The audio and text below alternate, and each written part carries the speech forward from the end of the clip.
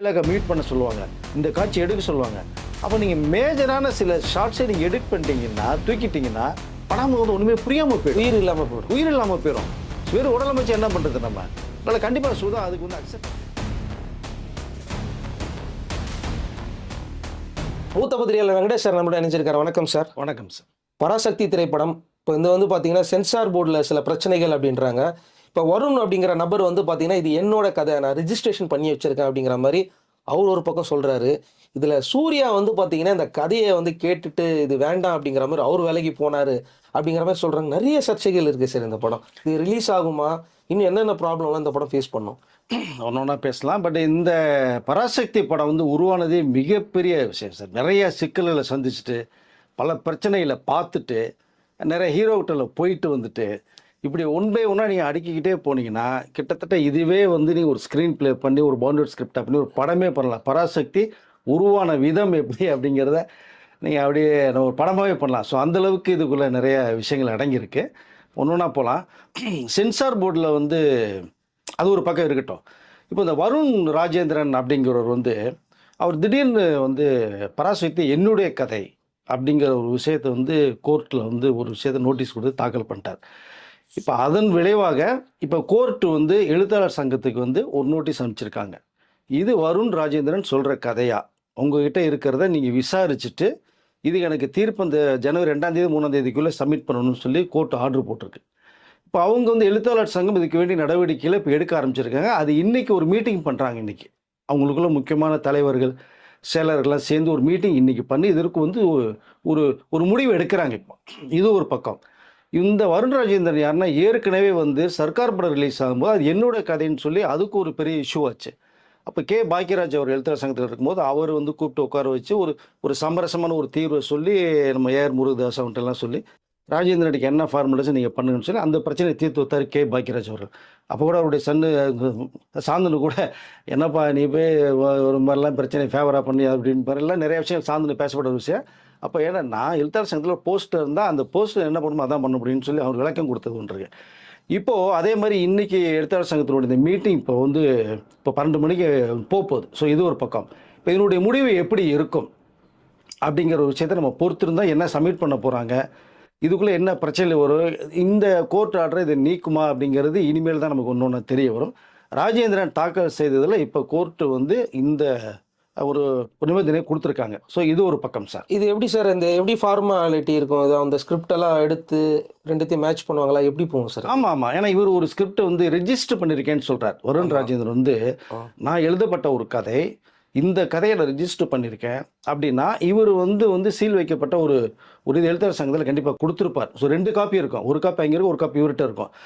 இப்போ எழுத்தாளர் சங்கத்தை வந்து மீட்டிங் போர்டு சப்மிட் பண்ணும்போது இந்த பராசக்தியினுடைய அந்த பவுண்டட் ஸ்கிரிப்டை கேட்பாங்க. கேட்டுட்டு இவர் கொடுத்த ஒரு ஸ்கிரிப்ட் இருக்கு இல்லையா, இது ஃபுல் அண்ட் ஃபுல் ஈக்குவலாக இருக்கான்னு ஃபஸ்ட்டு பார்ப்பாங்க.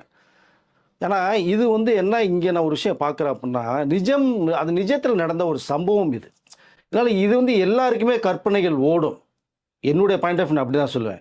இவர் ஒரு லைன் எடுத்து அந்த த்ரெட்டில் ஒரு ஸ்கிரிப்ட் பண்ணியிருக்கலாம். எப்போ சார் பண்ணார் இது? அவர் இது கிட்டத்தட்ட வந்து 2-3 வருஷத்துக்கு முன்னாடியே பண்ணதாக ஒரு தகவல் சொல்கிறாரு. இந்த ஜனவரி மாதமே பராசக்தி என்னுடைய கதை எடுக்கிறாங்கன்னு சொல்லி எழுத்தாளர் சங்கத்தில் நான் கம்ப்ளைண்ட் கொடுத்தா ஒரு விஷயத்த சொல்கிறார். கிட்டத்தட்ட இப்போ வந்து 12 months ஆகிப்போச்சு. இப்போ இதற்கிடையில் வந்து ஏன் இவ்வளோ நாள் வந்து டைம் எடுத்தாங்க அப்படிங்கிற ஒரு விஷயத்தை நம்ம பார்க்கணும். இந்த வருண் ராஜேந்திரன் ஏன் வந்து ஃபோர்ஸ் பண்ணலை அப்படின்னு பார்த்தோம்னா, நான் ஜனவரி மாதம் ஏதோ நான் கம்ப்ளைண்ட் பண்ணியிருக்கேன்னு சொல்கிறாருன்னா இதை ப்ரெஷர் கொடுத்துருக்கணும். ஸோ இந்த நெருக்கத்தில் ரிலீஸ் ஆகும்போது அவர் வந்து ஒரு ஆக்ஷன் எடுங்கன்னு சொல்கிறாரு, கோர்ட்டுக்கு போயிருக்கார். பட் எழுத்தாளர் சங்கம் வந்து உடனடியாக இது ஒரு தீர்வு வந்து இமீடியட்டாக பண்ணுறதுக்கு ஏற்பாடுகள் போயிட்டுருக்கு. 2 கதையும் கிட்டத்தட்ட 50% மேலே மேட்சாக இருந்ததுன்னா அதுக்கு ஒரு என்ன முடிவுன்றதை பண்ணுவாங்க, நம்ம பொறுத்திருந்து பார்க்கலாம்.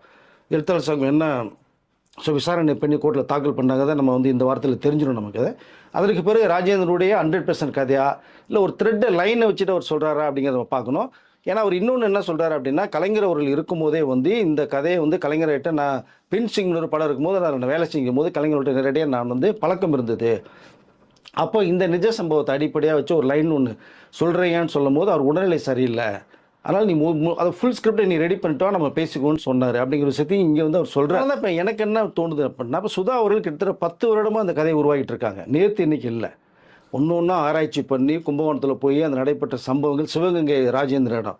ஸோ அங்கே போய் எவ்வளோ விஷயங்களை கேதர் பண்ணி தான் அவங்க வந்து ஒன்று ஒன்றா எடுத்து கிட்டத்தட்ட ஒரு 3 வருடங்களுக்கு மேலே 4 வருடத்துக்கு மேலே இந்த கதையை வந்து முக்கியமான சொல்லியிருக்காங்க வேறு. இப்போ அப்படி பார்த்தோம்னா இந்த ராஜேந்திரன் எப்போ ரிஜிஸ்டர் பண்ணார், எப்போ கதைங்கிற ஒரு விஷயம் இருக்கும். ஏன்னா இந்த கதை பண்ணும்போது கண்டிப்பாக சுதாகுங்கிறவர் ரிஜிஸ்டர் பண்ணியிருப்பாங்க, பண்ணாமல் இருக்க மாட்டாங்க. அப்போது இது வந்து பொதுவான ஒரு கற்பனை கதை அப்படின்னா நீங்கள் வந்து அதில் வந்து அடுத்தவங்க திருடுறதுக்கு வாய்ப்பு இருக்காது. இது நிஜ சம்பவம் 60 நடந்த விஷயங்கிறதுனால இதனுடைய இது எல்லாருக்குமே உருவாகும் கண்டென்ட். அப்படி தான் நான் பார்க்குறேன். பொறுத்திருந்து பார்ப்போம். இது நம்ம இதில் ஜட்ஜ்மெண்ட் வர முடியாது, இது நம்ம கொடுக்க முடியாது. இது ஏன் நான் சொல்ல வரேன்னா 60ல் நடந்த மேட்ருங்கிறதுனால கலைஞர் அவர்கள் போராட்டத்தில் பண்ண விஷயங்கள் தெரியும், தமிழ் மொழியை வர்றதுக்கு நிறைய விஷயங்கள் தெரியுது. இது நிஜ சம்பவத்தின் அடிப்படையில் உருவானதும் போது இது வந்து 1000 பேருக்கு இது டெவலப் பண்ணி கொண்டு போகிறதுக்கான ரைட்ஸ் இருக்குது. அப்படி தான் நான் பார்க்குறேன். ஸ்க்ரீன் பிளே பொறுத்து இது ஸ்க்ரீன் பிளே தான் இங்கே வித்தியாசப்படும். என்ன கொண்டு போயிருக்காங்க, அவர் வந்து அதாவது ஹீரோ மச்சுமே வச்சு கதையை கொண்டு போயிருக்காரா அப்படிங்கிற ஒரு விஷயம் ஒன்று இருக்குது. இவர்கள் வந்து இன்னும் 2 கேரக்டர் இன்சர்ட் பண்ணியிருக்காங்க. ரவி மோகன் பண்ணியிருக்காங்க, அதர்வா இன்சர்ட் பண்ணியிருக்காங்க, ஒரு ஃபேமிலி சென்ட் கொண்டு போயிருக்காங்க. பொறுத்திருந்து பார்க்கலாம். சார். இந்த படத்துலேருந்து சூர்யா ஏன் சார் வெளில போனார்? ஏன்னா சூர்யாவுடைய ரசிகர்கள்லாம் அன்றைக்கி வந்து பார்த்தீங்கன்னா பயங்கரமாக கொண்டாடினாங்க. புறநானூறு படம் மட்டும் வரட்டும், எங்கள் படம் பாருங்க, நீங்கள் அவரை வந்து ட்ரோல் பண்ணுறீங்க, ரோஸ்ட் பண்ணுறீங்கன்ற மாதிரிலாம் நாங்கள். ஆனால் அவர் வெளில போனது வந்து எனக்கு மிகப்பெரிய டிசப்பாயிண்டட். இல்லை, எல்லாருக்குமே டிசப்பாயிண்ட் தான். என்ன காரணம் கேட்டிங்கன்னா சூர்யா பண்ணியிருந்தாருன்னா அவருக்கு மிகப்பெரிய ஒரு பிரேக்காக இருக்குது இந்த படம். ஏன்னா இப்போ கண்ணு முன்னாடி சூர்யா அப்படி வந்துட்டு போகிறார், எஸ்கே இருந்தளவு பண்ணிட்டு போகிறோம், அந்த சூர்யா கண்ணு முன்னாடி வர்றாரு. அது காரணம் வந்து ஆக்சுவலாக புறநானூறு ஸ்கிரிப்ட் கேட்டுட்டு சுதாட்ட எல்லாமே ஓகே பண்ண வேண்டிய நெருக்கத்தில் வந்து 2Dயில் தான் பண்ணுறது மாதிரி ஐடியாவும் இருந்தது. எல்லாம் நெருக்கத்தில் வரும்போது ஒரு சின்ன நெருடல் ஏற்பட்டது. காரணம் வந்து ஜோதி அவர்கள் மும்பையில் இருக்காங்க. ஸோ மும்பையில் அங்கே செட்டில் ஆகிற மாதிரி ஒரு விஷயம் பேசப்பட்டது. இவரும் போய் செட்டில் ஆகிற மாதிரி இருந்தது. 2வது ஜோதி அவர்கள் பாலிவுட்டில் ஒன்று அறிமுகப்படுத்திடுவோம் ஹீரோவா இவரை. எனக்கு ஆமாம் சூர்யா அவர்கள் எனக்கு இன்ஃப்ளூயன்ஸருக்கு நம்ம பண்ணிக்குவோம், நீங்கள் வந்து ஆல் இண்டியா ஆர்டிஸ்ட்டாக நீங்கள் மாறலாம், அங்கேயும் படம் தயாரிக்கலாம் அப்படிங்கிற விஷயம்லாம் ஜோதி அவர்கள் பேச போய் சூர்யாவும் யோசித்தார். 2வது ஜோதியா ஃபேமிலி அங்கே இருக்குது. இது இந்தி எதிர்ப்பு பிரச்சனை அந்த படம் இது. அப்போ நம்ம நடித்தோம்னா அவங்க ஃபேமிலிக்கு டிஸ்டர்ப் ஆயிடுச்சுட்டா என்ன பண்ணுறது, ஜோதியா ஃபேமிலிக்கு ஜோதியாவுக்கலாம். இப்போ நம்ம போய் அங்கே பண்ணக்கூடிய ஒரு கனவு வந்து இப்போ டிஸ்டர்ப் ஆகும். அது ஓடிடி பிஸ்னஸ்லாம் இது எப்படி ஆகும் அப்படிங்கிற ஒரே நோக்கத்தில் ஒரு பயங்கர ஒரு மிகப்பெரிய குழப்பத்தில் இருந்து தான் ஒரு திடீர்னு வந்து நான் இதுலேருந்து டோட்டலாக விளைவிக்கிறேன் அப்படின்னு சூர்யா சொல்லிட்டார். அதை சுதாகரை வந்து எதிர்பார்க்கவே இல்லை. என்ன இவ்வளோ விஷயம் கேட்டுட்டு நம்ம பண்ணி வெளியில் நியூஸில் அவரை ஃபோக்கஸ் பண்ணியாச்சு. ஆரம்பிக்கும் போது நீங்கள் வந்து இப்படி பெரிய குண்டை தூக்கி போட்டீங்க. என்ன காரணமாக இருக்கும்? ஏன்னா சுதாக்கு வந்து சூர்யா மட்டும்தான் தெரியுன்றாங்க, மற்ற ஹீரோக்கள்கிட்ட எனக்கு பழக்கம் இல்லை. எனக்கு அதாவது மாதவன் நல்லா தெரியும், சூர்யாவை தெரியும் போது எனக்கு மாதவனோட சூர்யா பெஸ்ட்டாக இருக்குன்னு ஃபீல் பண்ணுவேன் தான் சூர்யா கிட்ட பேசுனேன் அப்படின்னு. என்ன காரணம்? ஒன்றும் கிடையாது. அங்கே போனால் மும்பையில் செட்டில் ஆகிற விஷயம் ஒன்று டிஸ்டர்ப் ஆகும். இல்லை, இந்த ஃபஸ்ட்டு ஸ்டார்டிங்கில் தெரியலையான்னு கேட்டேன். இல்லை, ஸ்டார்டிங்கில் என்னன்னா ஒரு விஷயம் போக தான் தெரியும் சார். எடுத்து ஒன்லைன் சொல்லியிருப்பாங்க. ஏன்னா அதற்கு பிறகு ஃபுல் கதையை கேட்கும் போது காட்சிகளாக அந்த காட்சியில் இருக்கும் இந்தி எதிர்த்து பேசுகிற டைலாக் நிறையா வரும், பல பிரச்சனைகள் உருவாகும். அப்புறம் ஆளுங்கட்சி எப்படி இருக்கும் என்னங்கிறது தெரியாது. ஏன்னா இது எலெக்ஷன் இப்போ வர போய் கிட்டத்தட்ட 5 வருடங்களாக நடைபெற்று இப்போ வரக்கூடிய படம் எந்த கவர்மெண்ட் வரும்னு தெரியாது. இப்போ டிஎம்கே கவர்மெண்ட்னாலும் கொஞ்சம் ஃபேவராக இருக்கும், இதே வேறு கவர்மெண்ட் இருந்தால் தெரியாது நமக்கு. இல்லை, இந்த பிரச்சனையெல்லாம் தாண்டி வரணும். அந்த ஒரு இமேஜ் நமக்கு டோட்டலாக அடி போகணும். 2வது ஃபஸ்ட்டு என்ன அவருடைய தாட்ஸு, மும்பையில் ஃபேமிலி இருக்குது, அங்கே ஒரு சிக்கல் கண்டிப்பாக வந்துச்சுன்னா என்ன பண்ண முடியும்? இந்திய எதிர்ப்பாளர் அங்கே ஒரு போர்க்கொடியை தூக்கி வட மாநிலத்துக்காரங்க பெரிய வந்து போராட்டம் பண்ணிட்டா என்ன பண்ண முடியும்? இந்த எண்ணங்கள் அவருக்கு ரொம்ப ஓடிட்டு இருந்தது. அதுக்கு வந்து ஒரு தில்லு வேணும், எதையும் துணிஞ்சு பண்ணலாங்கிறது தான் ஹீரோ. இது படம் தான் பார்க்க முடியும் நம்ம இதை. பட் அது பல குழப்பங்கள் சூர்யாவுக்கு இருந்ததுனால இது ஒட்டுமொத்தமாக வேண்டாம், 2Dலேருந்தே வேணான்னு சொல்லிட்டு தான் கட் பண்ணிவிட்டு இதை வந்து டோட்டலாக ட்ராப் ஆகி போனார். இதற்கு பிறகு தான் சுதா வந்து எதிர்பார்க்கவே இல்லை, என்ன சூரிய இப்படி பேக் அடிச்சிட்டாக இருக்கும்போது தான் ரொம்ப அப்செட்டாக இருக்கும்போது இதை வந்து தனுஷ் ஒரு பக்கம் கேள்விப்பட்டு தனுஷ் இந்த ப்ராஜெக்டுக்குள்ளே வரலான்னு சொல்லி ஆசைப்பட்டார். இந்த கதையை கேட்கும் போது சுதா டீட்டெயிலாக சொன்னாங்க. எல்லாம் அவர் கொஞ்சம் பிஸி ஷெடியூலாக இருந்தார். அதனால் அந்த டைத்துக்கு வந்து படம் பண்ண முடியாது சொன்னாலும் இவர் சுதா அவர்களே கிட்டத்தட்ட 7-8 வருஷமாக கதையை உருவாக்கி அடுத்து பண்ணலாம். ஏன்னா தியேட்டருக்குள்ளே படம் வரல அவங்க படம்.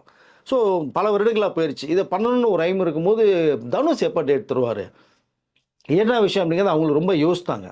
அந்த நேரத்தில் வந்து சிவகார்த்தியனுடைய அந்த குரூப் வந்து சுதா அவங்ககிட்ட போய் மேடம் நான் எஸ்கே சாருக்கு ஒரு ஸ்கிரிப்ட் இருந்தால் சொல்லுங்கன்னு ரொம்ப நாளாக சுதா அவங்ககிட்ட பேசிகிட்டே இருக்காங்க. அப்போ அவர் சொல்லும் போது எஸ்கேக்கு மைண்டில் வச்சு எனக்கு கதை இன்னும் ரெடி பண்ணலை அப்படிங்கிற விஷயத்த அவங்க சொல்லிகிட்டே இருக்காங்க. இதில் எனக்கு ஒரு இடைச்செருகலான கேள்வி. இப்போ நீங்கள் ஒரு பாலிவுட்டில் படம் பண்ணணும் அப்படின்னு சொல்லிட்டு சூர்யா வேணான்னு பயந்துட்டாருன்னு சொன்னீங்க. அதே தனுஷ் தானே சார் பாலிவுட்ல படம் பண்ணிட்டு இருக்காரு. அவர் மட்டும் எப்படி சுதா நீங்க ஒரு வருஷம் வெயிட் பண்ணுங்க கண்டிப்பா அந்த படம் பண்ணலாம்னு அஷூரன்ஸ் கொடுத்தாரு? அதுதான் நான் சொன்னேன்ல, தில்லு வேணும்னு சொல்லி. இப்போ சூர்யாவிலேருந்து விலகினதுனால இந்த வாய்ப்பு தனுஷுக்கு போய் இப்போ நிறைய விஷயங்கள் பேசியிருக்கோம். இப்போ ஒரு வருஷம் வெயிட் பண்ணுங்க மேடம், நம்ம பண்ணிடுவோம் அப்படின்னு தனுஷ் சார்பாக இவங்க சுதாட்ட வந்து சொல்லிட்டார். ஏன்னா கதை ஒரு அருமையான கதை. ஸோ நிஜ கதை தனுஷ் படத்தை ரொம்ப லைக் பண்ணார். பட் அவர் என்னன்னா ஹிந்தி படமும் பண்ணுறாரு, தமிழ் படம் நிறையா பண்ணிட்டு இருக்கிறதுனால கொஞ்சம் வெயிட் பண்ண சொல்லிட்டார். இவங்களும் வெயிட் பண்ணலாம் அப்படிங்கிற ஒரு மெட்டர்ஸில் இருக்காங்க சுதா அவர்களும். இந்த கேப்பில் தான் எஸ்கே அவர்கள் வந்து இப்படி ஒரு ஸ்கிரிப்ட் ஒன்று இருக்குங்கிற ஒரு தகவல் கேட்டுட்டு உடனே ஆட்கள் விட்டு எப்படியா சுதா மேம்கிட்ட நம்ம வந்து இது படம் பண்ணி ஆகணும், அப்படி என்ன கதை இருந்தாலும் பரவாயில்ல நம்ம கேட்போம், இந்த கதையை தூக்கிடுவோம் அப்படிங்கிறதுல ஒரு ஐடியா பண்ணி அவங்க சொல்லும் போது தான் வந்து அந்த நேரத்தில் இந்த கேப்பில் அவங்க சார்பாக எஸ்கே சார்பாக உள்ளே வரும்போது தான் மேடம் எந்த கதையாக இருந்தாலும் சார் பண்ணலேன்றாங்க, பட் உங்க கூட ஒரு படம் பண்ணணும்னு சொல்கிறாங்க, என்ன ஸ்கிரிப்ட்னாலும் சொல்லுங்கள் மேடம் அப்படிங்கும் போது தான் இல்லை இப்படி ஒரு மேட்ரு இருக்குது அப்படிங்கும் போது தான். ஏன்னா தனுஷத்துக்கு முன்னாடியே வந்து லைன் கேட்டு நீங்கள் டெவலப் பண்ணுங்கலாம் நீங்கள் சொல்லிட்டார், டெவலப் பண்ணி எல்லாம் முடிச்சு நீங்கள் வைங்க 1 இயருக்குள்ளே வந்து நம்ம படம் பண்ணுற ஒரு விஷயத்தையும் தனுஷ் கன்வே பண்ணி வச்சிருக்காரு. இந்த நேரத்தில் எஸ்கே குரூப் உள்ளவரும் தான் சரி டக்குன்னு இந்த கதையை நம்ம பண்ணுவோம்னா இப்படி ஒரு கதை இருக்குங்கிற ஒரு லைன் சொல்லலாங்கும் போது எஸ்கே வந்து கதையே கேட்க மாட்டேன்ட்டார். வேணாம் மேடம் உங்கள் படத்தில் நான் பண்ணுனா போதும், கதை எனக்கு தேவைன்னா இது ஏற்கனவே சூர்யா கிட்ட போயிட்டு வந்தாச்சு, அவருக்கு ஏற்கனவே தெரியும், அவருக்கு தெரியும் தனுஷ் கிட்ட அவர் ரெடியாக இருக்கார். ஏன்னா வட சென்னை படமும் இப்படி தான் சிம்பு பண்ண வேண்டிய படத்தை வெற்றி மரட்டை நான் பண்ணேன்னு சொல்லி பண்ணார், மிகப்பெரிய பிரேக்கு யாருக்கு தனுஷ்க்கு. அது மாதிரி இது ஒரு பெரிய பிரேக் எதிர்பார்த்தார். அப்போ இந்த கேப்பில் தான் எஸ்கே அவர்கள் உள்ள வந்து நான் பண்ணுறேன் மேடங்கும் போது தான் கதை கேட்கும்போது கதை எனக்கு தேவையில்லை, நீங்கள் ஊன்னு சொல்லுங்கள், ஏன்னா நான் சிபி சக்கரவர்த்தி ஒரு படம் பண்ணுறேன், அந்த வெங்கட் பிரபு படம் ஒன்று பண்ண போகிறேன், பட் நீங்கள் ஊன்னு சொல்லிட்டீங்க அப்படின்னா இந்த 2 படத்தை கொஞ்சம் தள்ளி வச்சுட்டு உடனே நான் பண்ணுறேன் அப்படிங்கிற விஷயத்தையும் சுதா கன்வே பண்ணுறார். அப்போ சுதா அவர்கள் பண்ணுறாங்க, இந்த பக்கம் சூர்யா போயாச்சு, இந்த பக்கம் 1 வருஷம் மேலே வெயிட் பண்ணணும், இது ஆரம்பித்தா இன்னொரு 1 வருஷம் ஆகும், அப்போ 2 வருஷம் வெயிட் பண்ணும்போது எஸ்கே ரெடியாக இருக்காங்க போது நம்ம டக்குன்னு கொள்ளலன்னு சொல்ல இந்த கதையை சொல்லும் போது எஸ்கே கேட்க விரும்பலை. இப்படி ஆரம்பிக்கப்பட்ட படம் தான் பராசக்தி. இந்த டைட்டில் கூட பார்த்தீங்கன்னா நீ ஏவிஎம் ப்ரொடக்ஷன்ஸில் ரைட்ஸ் வாங்கி சிவாஜி பேனர் எல்லாம் கேட்டு ஒப்பீனியன் வாங்கிட்டு அவர்கள் கதை கேட்டதுக்கு பிறகு தான் ஒரு அருமையான கண்ணாட்கள் இந்த டைட்டில் இருக்க ரொம்ப பெருமைக்குரிய விஷயம்னு சிவாஜி ஃபேமிலி ஏவிஎம்னு சொல்லி தான் பராசக்தி வந்து வைக்கப்பட்டு இதுக்குள்ளே தான் எஸ்கே இப்படி வந்தார். ஸோ இதுக்கு முன்னாடி இவ்வளோ பிரச்சனைகளை சந்திச்சு தான் பராசக்தி வந்து நடந்து இதுக்குள்ளே இன்னும் 2 ஆர்டிஸ்ட் உள்ளே வந்தாங்க. அப்புறம் தான் பார்த்தா ஜெயம் ரவிமோகன் உள்ளே வர்றார், அப்புறம் அதர்வா உள்ளே வர்றாங்க. எஸ்கே இந்த 2 பேரும் வந்துட்டாங்க, நம்ம கேரக்டர் எப்படி இருக்கும் அப்படின்னா ஒரு கன்ஃபியூஸ் ஆகுது. ஏன்னா நிஜத்தில் நடந்த சம்பவங்கள் தானே. ரவிமோகன் இதில் வந்து டோட்டலாக ஒரு ஆன்டி ஹீரோ தான், பட் ரொம்ப பவர்ஃபுல்லாக பண்ணியிருக்காரு, ஒரு போலீஸ் ஆஃபீஸராக வர்றாரு. இந்த பக்கம் அதர்வா, இந்த பக்கம் சிவகார்த்தி ஒரு ஸ்டூடெண்ட்டு. இது வந்து நமக்கு இந்திய நாட்டுக்கு சுதந்திரம் கிடைத்தது மாதிரி அதற்கு பிறகு நம்ம தமிழ்நாடு ஒரு சுதந்திரம் கொடுத்தா கிடைக்கணும், அந்த மாதிரி ஒரு ஸ்கிரிப்ட் இது. அப்போது டீட்டெயிலாக ரவிமோகன் கேரக்டர் அதர்வா கேரக்டர்லாம் வந்து சுதா அவர்கள் வந்து எஸ்கேட்டை வந்து எக்ஸ்பிளைன் பண்ணாங்க, இது இந்த கேரக்டர் அப்புறம் சொல்லும் போது ஓகே மேடம்ன்ட்டு சொன்னது பிறகு நடித்தார். கதை கேட்கவே இல்லை, என்ன சீனோ வாங்க நடிச்சு தரேன் அவ்வளோதான் மேட்டர், அப்படி தான் பண்ணப்பட்ட படம் தான் பராசக்தி. இன்றைக்கி இவ்வளோ பிரச்சனைகளை சந்தித்து இந்த பக்கம் ராஜேந்திரன் கேஸ் போட்டு இப்போ 2ஆம் தேதி வரைக்கும் வெயிட் பண்ண வேண்டிய சூழ்நிலை வருது. இப்படி உருவானதா பராசக்தி. என்ன பிரச்சனை இருந்தாலும் ஜனவரி 10ஆம் தேதி படம் ரிலீஸ் ஆகிடும். என்ன சார் கதை, இதில் யார் யாரெல்லாம் என்னென்ன ரோல் பண்ணியிருக்கிறாங்க, இந்த படம் எப்படி வந்திருக்கு? இல்லை படம் பிரமாதமாக வந்திருக்கா சார். ஏன்னா இதுக்குள்ள நிறைய நிஜ சம்பவங்கள் அடிப்படையாக வச்சு பண்ணணும் தான். நீங்கள் பழைய 60ஸ்லாம் பீரியட் இருந்தால் யாருக்குமே தெரியாது.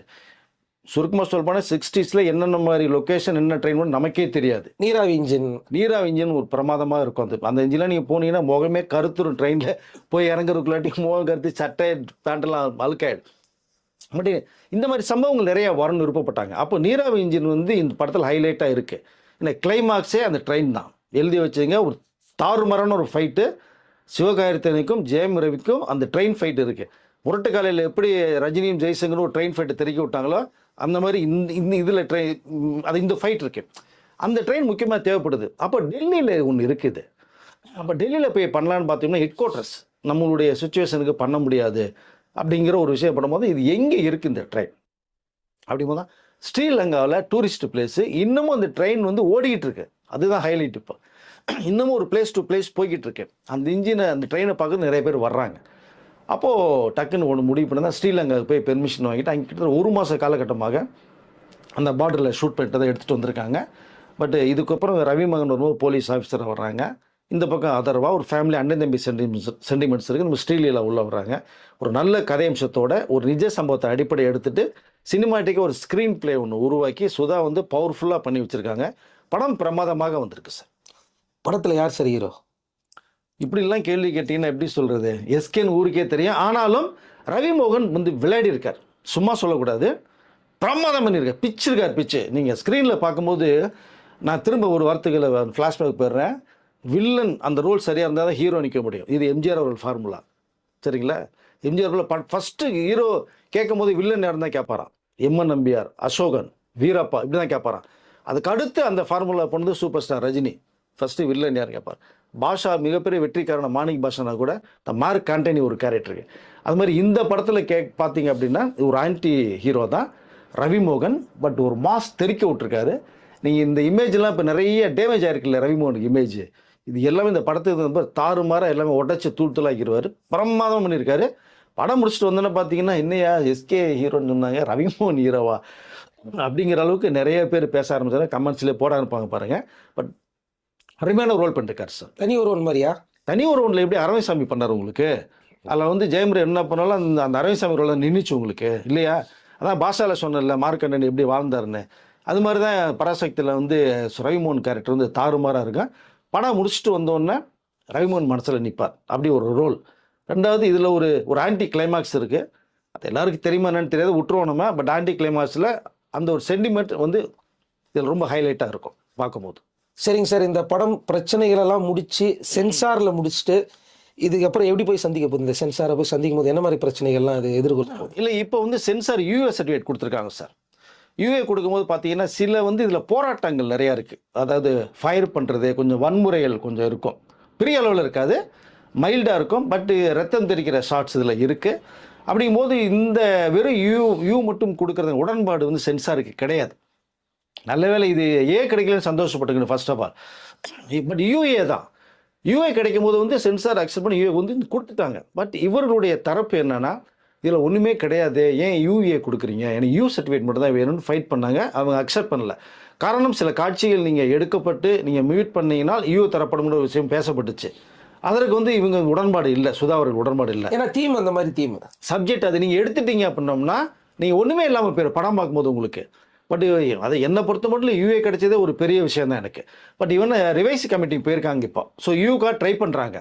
பட் இது இங்கே கொடுத்தது வந்து நீ மேல்முறையீடு போனீங்கன்னா கண்டிப்பாக அவர்கள் இவங்க என்ன கொஸ்டின் கேட்டாலும் அதே தான் அவங்களுக்கு கொஸ்டின் கேட்பாங்க. யூஏ கொடுக்கறதுக்கு, அதே வெறும் யூ கொடுக்கறதுக்கு வாய்ப்பு இருக்காது. அப்படி நீ யூ தான் வேணும்னா சில ஷார்ட்லாம் கட் பண்ண சொல்லுவாங்க, ஆடியோ டைலாகை மியூட் பண்ண சொல்லுவாங்க, இந்த காட்சி எடுக்க சொல்லுவாங்க. அப்போ நீங்கள் மேஜரான சில ஷார்ட்ஸை நீங்கள் எடிட் பண்ணிட்டீங்கன்னா, தூக்கிட்டீங்கன்னா படம் வந்து ஒன்றுமே புரியாமல் போயிடும், உயிர் இல்லாமல் போயிடும். வெறும் உடல் அமைச்சு என்ன பண்ணுறது நம்ம? அதனால் கண்டிப்பாக சுதா அதுக்கு வந்து அக்செப்ட் பண்ண மாட்டாங்க. ஒன்றும் தவறு இல்லை சார், இது வந்து கிடைக்கல, யூ அண்ட் தான் கிடைச்சிருக்கு இல்லையா? அப்போ நீங்கள் எல்லா ஆடியன்ஸ் உள்ளுக்குள்ளே போகலாம். அப்படி தான் நான் பார்க்குறேன். கண்டிப்பாக இந்த படம் ஒரு மிக சிறந்த ஒரு வெற்றி படம் வாங்குறதுக்கான வாய்ப்புகள் நிறையா இருக்குது. நான் 10 வருட கிட்ட உழைப்பு, இது பராசக்தியினுடைய உழைப்பு. எல்லா பேருமே பிரமாதமாக பண்ணியிருக்காங்க. இந்த ஜென்சி கிட்டும் 2K கிட்ஸுங்கிறவங்க இந்த படத்தை அவசியம் போய் பார்த்தே ஆகணும். அன்றைக்கி என்ன நடந்தது, இந்த மாணவர்கள் நம்ம தமிழ் மொழிக்காக எவ்வளோ போராடினாங்க அப்படிங்கிற மிகப்பெரிய ஒரு விஷயம் இருக்குது. அதுதான் ரொம்ப ஹைலைட்டாக பார்க்க வேண்டிய ஒரு விஷயம். தமிழ் உணர்வை வந்து ரொம்ப பெரிய அளவில் சித்தரிக்கப்பட்டிருக்கு இந்த படத்தில். உண்மையில் நல்லா வந்திருக்கதா ஒரு தகவல். ஒன்றும் பிரச்சனை இல்லை, சென்சார்லாம் மீண்டு வந்துடும். அப்புறம் அதே மாதிரி அந்த என்னுடைய கதைன்னு சொல்லப்பட்டிருக்கிற வருண் ராஜேந்திரனுடைய அந்த பிரச்சனையே கண்டிப்பாக இன்றைக்குள்ள ஒரு முடிவுக்கு வந்துடும். எல்லாமே முடிவாகி வர ஜனவரி 10ஆம் தேதி கண்டிப்பாக படம் ரிலீஸ் ஆகிடுச்சு. அது ஒன்றும் மாற்று கருத்தே கிடையாது. ஓகே சார், பல சுவாரஸ்யமான விஷயங்கள்லாம் நீங்கள் சொன்னீங்க. நீங்கள் சொன்ன மாதிரியே அந்த இந்த கதை எப்படி உருவாச்சு, எப்படி வந்துச்சுன்றதே ஒரு படமாக பண்ணலாம் போல இருக்குது, அதுவே போகும் போல இருக்குது. ஓகே சார், அடுத்தது என்ன நடக்க போகுது அப்படிங்கிறத வந்து அடுத்த அப்டேட்டில் பார்க்கலாம். என்ன சர்டிஃபிகேட் வரப்போகுது, என்ன நல்லா கட் பண்ணாங்கிறத அடுத்த வீடியோவில் பார்க்கலாம். கண்டிப்பாக. நன்றி சார். நன்றி.